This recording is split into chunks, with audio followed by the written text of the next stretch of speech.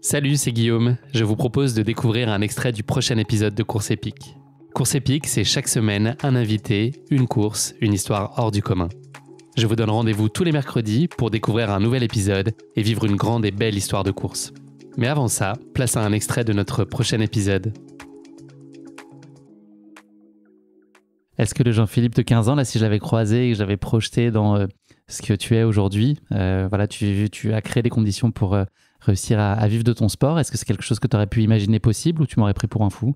Je pense pas que j'y pensais. J'étais dans des sports là, collectifs de foot. Après, j'en ai eu un petit peu marre de ces schémas, de ces systèmes-là. Donc, non, je pensais pas vivre de sport.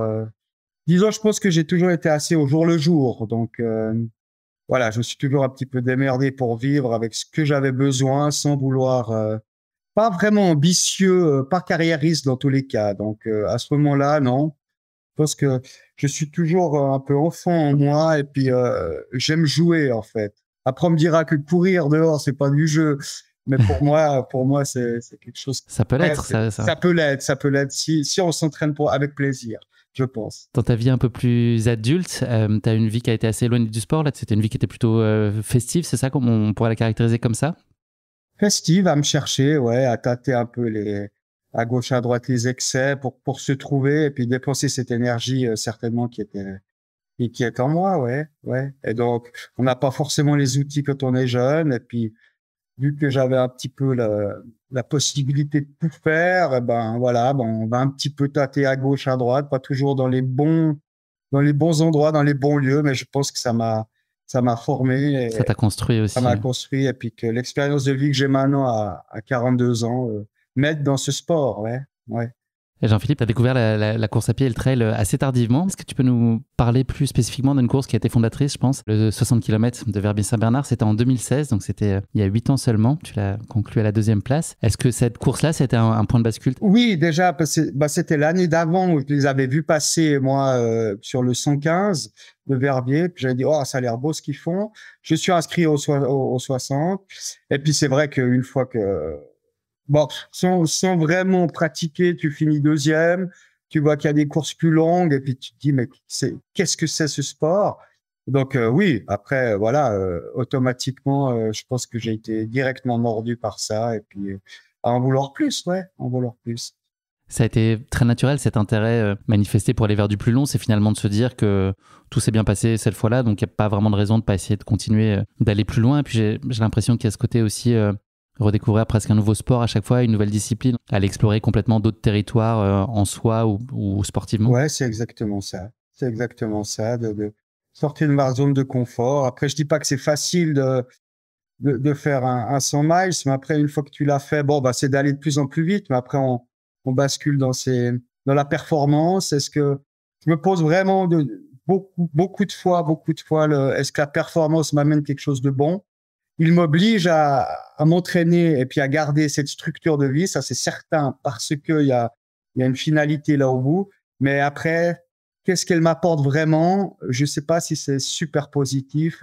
Et dans le milieu, des fois que je côtoie un petit peu ce que dans l'élite, ce qu'ils disent maintenant, un mot d'ailleurs que j'aime pas vraiment, mais euh, on ne parle que performance en fin de compte. Et puis voilà, enfin toujours ces grandes phrases bateau. Je préfère le chemin qui mène. Et ben ouais, mais c'est vrai, à part ça, c'est ce qui fait mon année. Heureusement qu'il y a les courses, mais c'est comment y arriver et puis comment construire ma vie de tous les jours. Ouais, c'est plutôt ça qui m'intéresse et qui me rend bien, qui me rend bien. C'est vrai que si je me projette sur du plus en plus long, c'est que bah, ça redonne un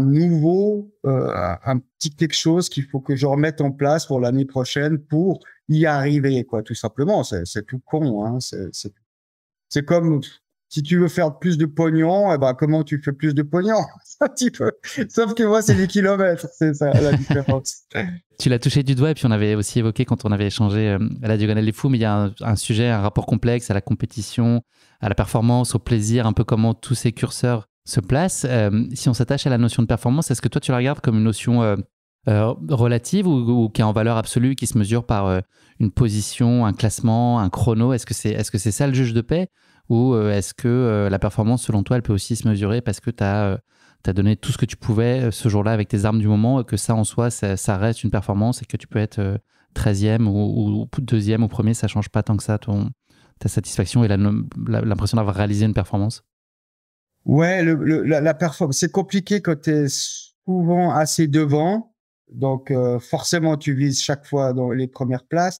Après, moi, la performance dans ce sport, et quand je regarde les gars que vraiment pas que j'admire, mais que je respecte le plus, c'est ceux qui durent sur les années. Parce que pour moi, c'est ça la plus belle des performances, c'est de réussir à avoir cet équilibre de vie dans tous les différents domaines, et qui fait que quand tu t'alignes sur une course, eh ben, tu es capable d'être devant, et puis d'être mieux avec toi-même. Après, oui, maintenant, ça devient tellement fort que voilà, même si c'est les gars qui sont toujours là dans les 5, dans les 10, dans les 20, ben, c'est leur performance à eux. Mais c'est difficile bien sûr que c'est difficile de sortir d'être le premier, parce qu'on relève que le premier, en fin de compte. Là, sur la dernière diagonale, on est quand même combien? 2500 personnes sur la même ligne de départ. Et puis, ils relèvent que les 3 premiers, mais juste parce qu'on va un peu plus vite. Et c'est vrai que des fois, ça m'interpelle un petit peu. Je dis, mais pourquoi toi, on te regarde, toi, mais tout le monde le fait, quoi. Donc, voilà, là, on est vraiment dans la performance pure. Moi, ma performance, c'est de trouver les outils, là, maintenant, dans ce que je vis avec ces petits problèmes physiques voilà, pour recommencer, redémarrer, et puis être plus fort que la douleur, et puis ainsi de suite. Enfin, il y a à chaque fois des nouveaux schémas qui s'installent, et puis c'est à trouver la manière de nouveau performer, en fin de compte, avec mes armes.